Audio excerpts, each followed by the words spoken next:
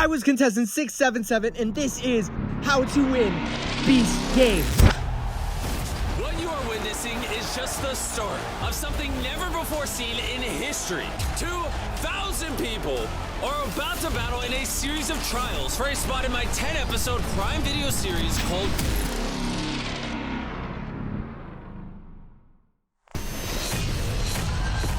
Whichever group is the last to lift that 10,000-pound boulder across that finish line is eliminated.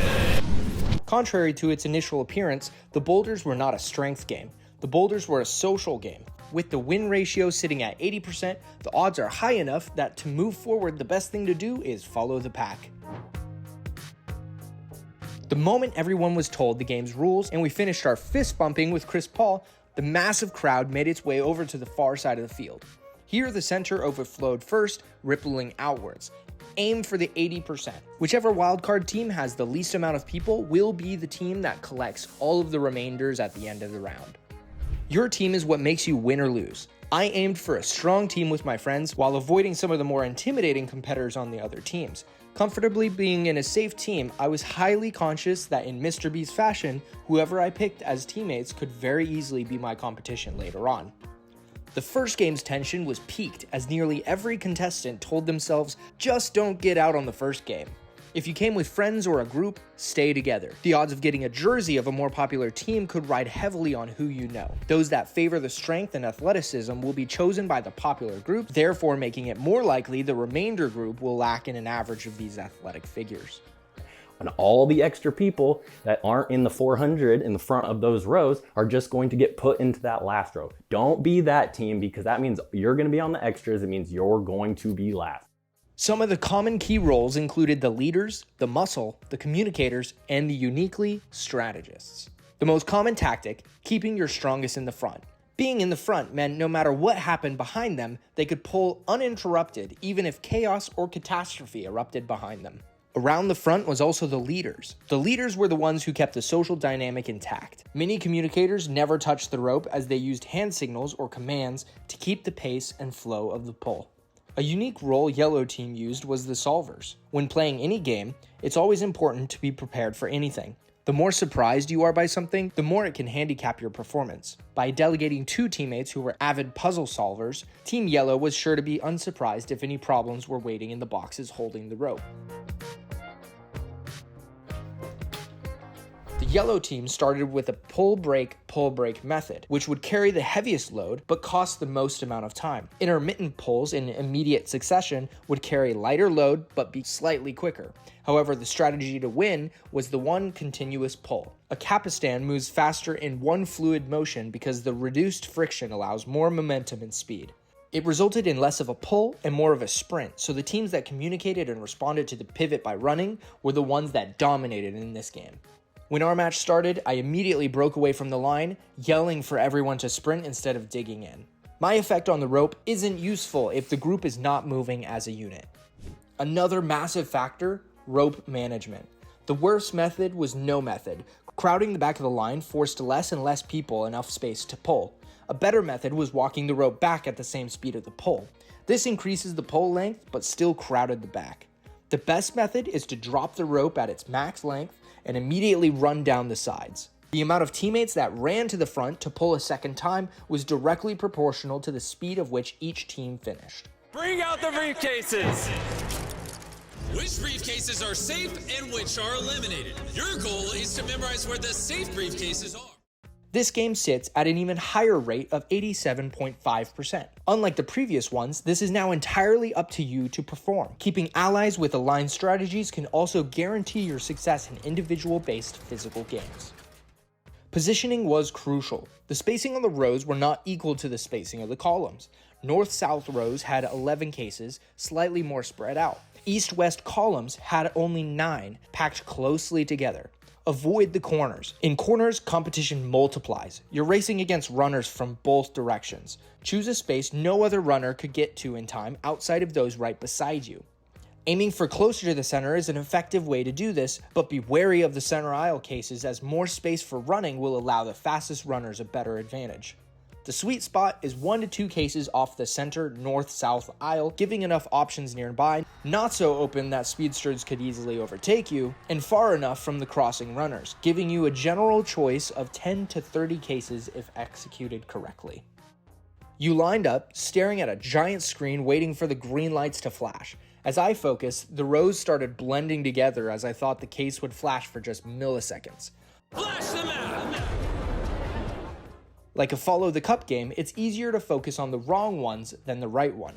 I aim to memorize the few reds in my 2 rows opposed to the vast majority of greens. My strategy was find a case that's red with all green cases around it, so that way it leaves options open. Everything is ideal in theory, but the moment it starts, it was a blur. Knowing the reds is good, but counting while running under stress isn't as easy as you may think. So don't take anything for granted. Keep multiple options surrounded by friends that could help you if you get lost. Before the game started, I linked up with my friends Nate and Jerry to form an impenetrable plan. Jerry is a lineman in football, big, strong, built for blocking. Nate is a runner, fast off the line. Me, years of cross country gave me endurance over distance. For the second challenge of the Beast Games, it was briefcase game, and it was crazy. We had a strategy of getting up to the front and then going to the top left corner. We just thought it would take longer for people to reach that area. But once we started talking to people in front of us, they were literally just right in front of us, the first in the line. They were saying they were going to that place. We're like, why aren't you not taking the front line? And they said, oh, because like, we're just afraid other people might get to it. I'm like, you're literally front in the line. All good. If you're not taking the front, we'll take it. So we ended up taking the front line, the first line, right in front of us, just so that we could also look at the image and not get confused on our orientation on when we were running. We lined up shoulder to shoulder. Jerry in the middle, Nate on the left, me on the right.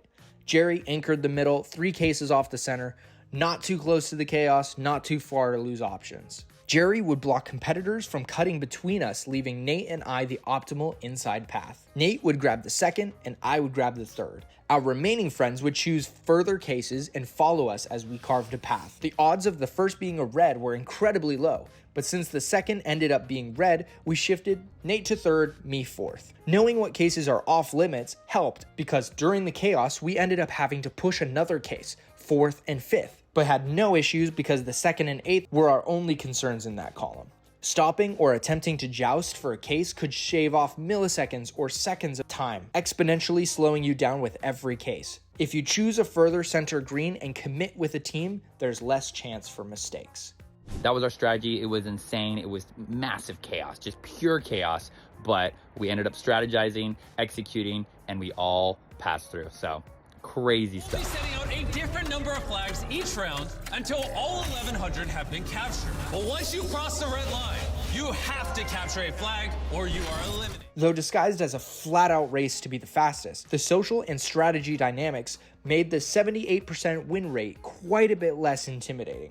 Just stay patient, reject FOMO, and avoid all doubt. Winning this game isn't about being the first off the line. It's about choosing the right moment. Players with the most confidence and competitiveness go first, most of the time with the athleticism to back it up. Don't go first because no matter how much you strategize or socialize, there will still be a high chance equal or better runners will be challenging you early to the sprint. Every competitor decreases your odds substantially, so only go for flags you feel you are almost guaranteed to get. The longer the game goes, the more FOMO that draws out the athletic, confident type, leaving the hesitant, the nervous, and the strategic players to remain. My whole strategy was see what they throw at us, and then instead of panicking, coming up with a good way to handle whatever was going to happen and then kind of move forward. Go when doubt can be leveraged best to your strengths. Like all of Mr. Beast's videos, there's always a twist. The algorithmic pursuit of retention is a hidden variable that throws a wrench in the plans nearing the end of drawn-out challenges. In this case, the twist was unintentional, but with big personalities and hours of waiting around, something unexpected is bound to happen. The more people racing you for the same flag, the lesser the odds of you getting it. Ideally, go only when you feel there is nobody else running for the flag you've chosen. While the center has the most flags, it also draws the highest competition. The edges offer fewer flags but less aggressive players and a better chance to succeed with social alliances. Almost all the competitors that lost in the challenge were blindsided by the middle section's crossfires. Waiting for the perfect opportunity to have multiple options and a straight path also give immediate fallbacks if someone beats you to your first choices. Always have backups and always run through the flag. Slowing down to stop at the flag costs time for not only the flag you're going for, but any potential flags after if your immediate one is stolen. Team dynamics turned this into a near guaranteed win for many. The key was managing doubt. Doubt is the weapon that stopped competitors from sprinting against you. Early on, people would yell out their flag numbers, hoping nearly everybody would honor them. But that's risky. Silent competitors could still swoop in at any moment, especially if they were confident they could beat you. The best teams actively sowed doubt around their competition, whispering doubts like, "I couldn't beat her, she ran track," or "He beat me in briefcases, you'll lose." Some athletically intimidating players took the role on independently by claiming flags, then stepping aside for a slower teammate to grab the prize uncontested. Some groups, most notably on the edges, scorned stealing and withheld the optimist belief that everywhere else on the field could lose, but if the group managed a less than average size, they can all get a flag without risking anything. Personally, I leaned into a little bluff. About halfway through the game, I chose the edge crowd where there was an established community of trust. I loudly told people I was top state cross-country runner, even though it wasn't exactly recent. And I called out the furthest flag because not only would I have the best odds in a sprint, it also was the riskiest without any backup options around it, adding to others' doubt. By passing 2 other flags on its way, I hoped that any competitors aiming for mine would peel off with the more guaranteed closer ones. Those that I passed, I coordinated to give to my friends behind me. One guy told me after he wanted to race for mine, but doubted enough to not even race for anything that round, securing the flags for those around me. One of the smartest strategies came from a group of friends wearing sleeping masks on their foreheads to identify each other. They lined up shoulder to shoulder and faked going for flags, creating a gap for slower teammates to sprint through uncontested. The slowest runners were first, shielded by the strongest wall of blockers. As teammates advanced, the wall tightened with faster players stepping in. This level of social engineering is what made the flags more than just a simple race. I need all of you to split up into groups of 100. This challenge has nothing to do with strength or speed. It is all about trust. Unlike the other games that tested both brawn and brains, this one was entirely social, yet packed with more strategy than most expected. With the highest 91% win rate, it wasn't a test of willpower, it was a test of trust, perception, and emotional control. This game didn't start when the cameras rolled, it started days earlier. The bonds formed in lobbies, van rides, and lunch lines were suddenly the most valuable currency. Our group, led by the charismatic and grounded Jerry, only accepted members strongly vouched for by at least 2 other members in the group. People trusted me, I'm a lineman, I'm offensive lineman, as playing a center position, but just learning from football, you have to be a leader on the field. It takes 12 man or 11 man to get something going every time, so that's what we can be successful. And I just took that to the thing. That's why I was in there, doing my best to be the boys so that we can move as one. That filter kept standards high and trust maintained. Smaller groups, 10 to 20, had the best odds. They fostered real connections. The massive 30-plus groups, red flags. They often attracted floaters and clout chasers, people more loyal to the idea of TV time than their own teammates. For any incentives, we knew that anybody physically closer could be more enticed by it, so we tried to choose a corner platform stationed away from any center-placed bribes. Little did we know this would be a lead factor in winning. With our shooting time running short and the GoPros proving difficult to coordinate, production recognized the difficulty of accurately measuring who stepped off first in a race for the million, so they last minute made the winner whoever touched the money first. This heightened the temptation for the middle platforms and almost depleted it entirely from the corners. The closest platforms would have enough time to see the competitor running and still beat them to the money. Easier to trust your team when not in the immediate line of fire. Managing trust is one thing, managing tension is another. Even with the right people, the platform's mood shifted minute to minute. Some players had lingering trust issues and could start singling out people they didn't recognize or trust, especially those who stood close to the edge or made offhanded jokes like, "What if I just backflip?"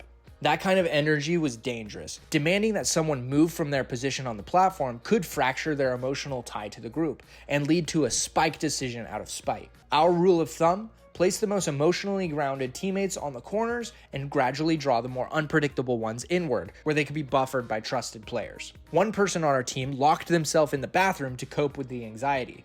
Someone's own teammates allegedly trapped a problem person in the bathroom to keep him from jumping. Knowing each person's comfort threshold was critical. High-strung players got space to lie down. Those more stable were fine sitting up or standing.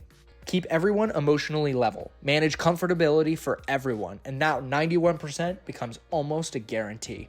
There's a reason one platform lost, and it wasn't bad luck. A platform with loud, ultra-competitive personalities is a terrible chemistry for a challenge built on trust and shared restraint.